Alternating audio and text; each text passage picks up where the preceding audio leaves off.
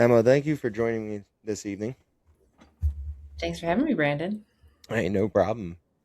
So, this movie, Sweetness, was fantastic. What about it that I loved about it was that it was very um to me it was very well written. It had a very good plot line. It had a very good storyline to it. The whole story to it was very perfect. What got you to write this this story to it? I used to work in the music industry, so that was the big part of the inspiration behind it. And then beyond that, it was just kind of inspired by being a teen girl. I think you see a lot of that in the film as well. There's a lot Hmm. of that teen angst in it. So I'd say those were the two main plot points for it, and just the desire to make a movie that was contained was the other part of it. I was trying to get a feature made, one that didn't cost too much money. So I was like, what can we do that would mostly take place in one location? So there you have the beginnings of this film. Yeah, for this film, it does not feel like at all a independent film. A very to me, yeah, I can't even say like low budget film because it does not feel that way at all. It feels like you definitely put in a lot of non like you went out and got some people that were well known for some movies and games and TV shows and things like that. How did that work out for you? I mean, it was a long road. I will say that we're a Canadian film, right? So that means Hmm. that we got a little bit of Canadian grant financing, which helps us, get off the ground. And I don't bet you didn't know as well that every one of the cast members in the film, with the exception of our Norwegian pop star, is a Canadian actor. So part of the incentive is to like hire more people. So it's a grant that gives that. So including Trevor Okay. from GTA, Stephen Ogg there. He's Hmm. a comedian from Edmonton or from Alberta. Um, Justin Chatwin. He's from my home province. So we pulled together this group that way a lot through the Canadian system. So it's a very big compliment when you say it doesn't feel like an independent film too, but it also we have this smaller identity in Canada where we're trying to get recognized for our stuff and be seen on a world stage. So very much means a lot to hear that from you that it didn't clock as a small time Canadian movie. Not at all. I mean, like I said, it did not feel that way. It did not look that way at all either. Because even in some independent films that I've seen, you could definitely feel or you can definitely see that they have they have made their budget around their style movie. This one definitely felt like you had a larger budget to work with, to me. But it, like you said, it's an independent film, so you don't really have much to Hmm. work with. But it doesn't look that way. It doesn't feel that way either. It just felt like a very top line movie from a like a Hollywood standpoint. We'll take it. I mean, I'll also credit my crew for that as well because they killed themselves on this movie. And we've all been working in the short form, short films, music videos, commercial kind of stuff for years. Mhm. We never had the opportunity to make something longer. So the team that I brought with me, we were really not going to waste this opportunity to make a full length movie. So everyone really gave up hours of sleep and years of their life and bled and bruised themselves for this project. So uh, it wasn't something I did alone. Yeah, that's awesome. What got you from? 'Cause you mentioned you were in from the music industry. What got you from the music industry into directing and writing? Uh, it was doing music videos because it was like you become a director in that. I was working in kind of camera and social media stuff for artists, and then finding that I could tell stories and create worlds within that space. So that really got me more and more excited about the world of films as well. And I just always wanted to make movies. So, but doing music videos was the way that gave me a visual uh, portfolio so that I could start pitching this script basically and convincing people to take a chance on us and help us get our movie get made. Nice. How long? What was like the process of like how long did it take you to make this movie? Um, I had written the script 12 years ago, so I wasn't working on it the whole time. But then Okay. from the time that we started doing the casting was probably maybe a year or two before we started the filming.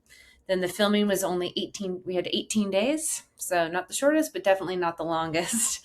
Um, so it was like all this lead up and then 18 short days. And then, we edited it and here we are today. But yeah, it's crazy because like all that work and then it just goes so fast, the actual making of the movie compared to Yeah. how long it takes to make it or like get it to that point. Wow. 18 days. That is quick. A turnaround. Yeah, 3 5-day weeks and then a half week. And then Yeah. that was it. Yeah. How long was like post production?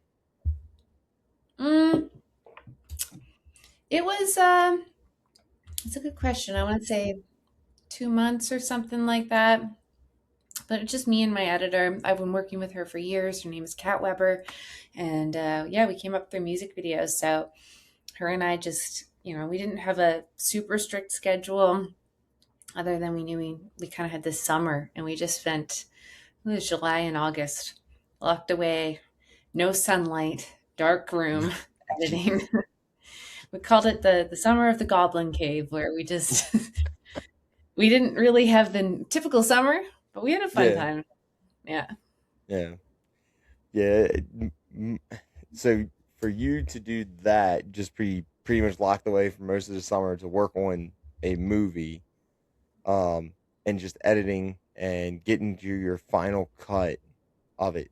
Did you did you picture of did you picture it being the way it is, being the final edit? Yeah, I'd say so. There were definitely some things that grew on their own. I would Hmm. say that there was like a lot of fun discoveries in the edit. I think it's one of my favorite processes. I assume you're an editor as well, too. At least I think all filmmakers have to be to some extent, but Hmm. um, getting to do some of the edit, sometimes you don't even know, like, there's some fun surprises in there.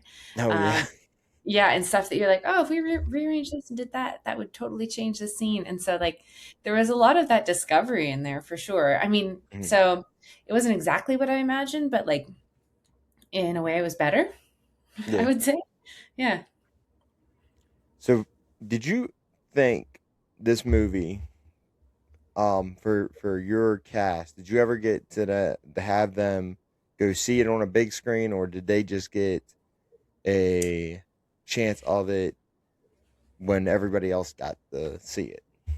We premiered it at South by Southwest, so we were in Austin, Texas, and they hadn't seen it until then. And I asked them if they wanted to see it in advance or if they wanted to watch it with everyone else. They did get to see it on the big screen, but they said that they wanted to wait to see it until they were all together and they could watch it with the crowd in Austin.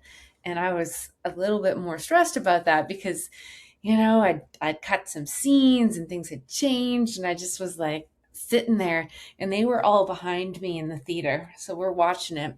And I kept like trying to peek back and see what their faces were doing, but the theater was kind of dark, and I was just like staring back at them, being like, Hmm. "God, I hope that they like it." And so that was the first experience. We all watched it. They watched it all together for the very first time, and they did get to see it on a big screen, which is kind of cool. That's awesome.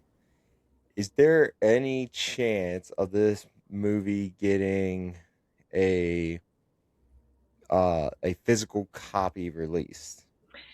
Yeah, well, so this is the thing that we need your help with right now is that we're promoting this thing because I'm a huge physical media person too. I got my Okay. DVD collection, I got my Blu-ray collection. Um, And I think it's kind of important to have those things. I don't know. I'm just such a fan of it, and I miss all the DVD extras and all that. But Hmm. uh, what we need right now is just like support, people spreading the word, people giving us good ratings, people renting us on all the platforms right now, because our goal is to not Hmm. only um, we need to get distribution in other countries. You know, we're released in the US right now, but we want to get US, worldwide distribution in a bunch of different countries as well. And we want to, if we do well on these rental platforms, then yes, we want to get a physical copy up there. So we hope it's in the future. I believe that, you know, we're going to find more and more people who like this weird movie, like you. Yeah, yeah. I've done watched it twice. I'm working on a third time. And I'm like passing the word around about the movie. I'm like, hey, let's keep this movie going. It means Three. so much. Like that's all we need. We need some word of mouth and like love online and like just that's why we're here. We all put so much love into this project, and like to find people like you who Mhm. want to talk about it is like the coolest part of the process. It's like three people have asked me, like, hey, what's like a recent movie you've seen? And I'm like, hey, check out Sweetness on online right now. On social media platforms, and you go rent it and we go if you want to, if you even after you like it, buy it, buy it, then buy a copy of it. Buy a Of copy, the give us a rating, and like, you know, even if you hate it, at least it's like just you. I find that the movie's divisive with some people too, because there's a lot of gray moral areas in there. But I like the discussion it brings up, and I think it's, you know, for filmmakers especially. I think I hope that people appreciate the, yeah, how much effort it was. yeah. And with you being in the music industry, you have seen some of this that you wrote in there. Hmm. That like it, not giving any spoilers away and or anything, but the struggle that the main, the main actor has that's Hmm. going on. That that's not. I mean, that's reality. Everybody knows that there's things out there that people have struggle with. There's addictions that people get involved with that they can't fight off on their own. So Hmm. when things come about that in the movie, it's there. So everybody sees that. That's not like, I mean, with you being in the music industry, you have probably seen that before. Hmm. So that's not something that is not, it's well known. Everybody everybody Hmm. knows about it. Everybody's seen it. There's many music artists that has come out and said that I've struggled with this, whatever those struggles may be. They're on the road 1,000 hours a day. Many hours, everything. So there's a lot going on. Um, Not gonna give any part of the movie away or anything, but that's the biggest things. Like you can definitely tell when you said you were part of that, you do have that background. It's a tough life, not just for the musicians, but you know, when I used to work in that industry too, you'd see not the crew people, the, you know, the roadies, the drivers, stuff like that. I mean, Hmm. everyone, you know, addiction's one thing too, but at the very least, everyone's got three divorces, stuff like Yeah, that, because it's on for so much of the year. It's so impossible to keep up with the, you know, it's such a specific lifestyle. And some people really love it and take to it, and but yeah, it can come with its challenges as well. yeah. It's like I said, there was points of the movie that is like, yeah, you can definitely tell there's something about the struggles that you can see. Um, and it's not, it's reality. Everybody sees that, and a lot of people know about a lot of the, even most of singers nowadays don't come out and say that they're having issues Hmm. because it's well known. They don't want people to look at them any differently. Hmm. But I hope that people do. I hope that that's somewhat a message. I think there's definitely messaging, and if both of our characters just did more talking to the people in their lives, maybe this whole scenario would be avoided. Yeah, exactly. And Hmm. that's where I think it's the biggest thing of it is that, hey, this is gonna show light, like the fans and stuff of this movie, and for artists and everywhere, that this is there is a struggle. There's not it's not a it's not all, you know, rainbows and sunshines out there for these people, but there Yeah, is definitely. it's not, it's like, yeah, you gotta have both things at once. You gotta have all the love, but then you also just get all the loneliness and all these challenges and all the pressure at the same time. So, yeah, cautionary tale for Yeah, anyone. and you can tell that from with the actors. You can tell that, especially with the uh Hmm. main character, is that he played that part very well. It's like that the s- the struggles and the sadness and everything that he's got going on, you can definitely tell that he played that part very well.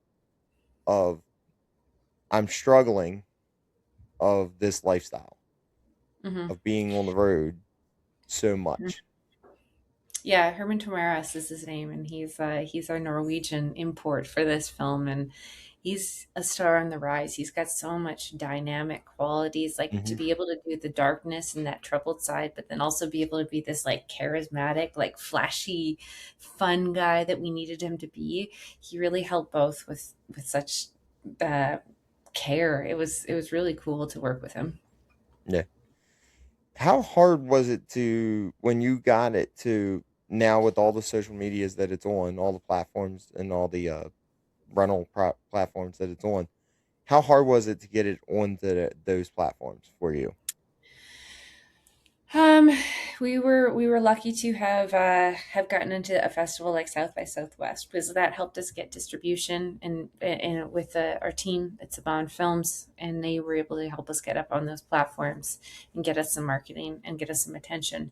But it really came from getting the opportunity that we first got at South by Southwest, which we just applied to like anyone else applies to any festival with our movie, and um, very fortunately got in.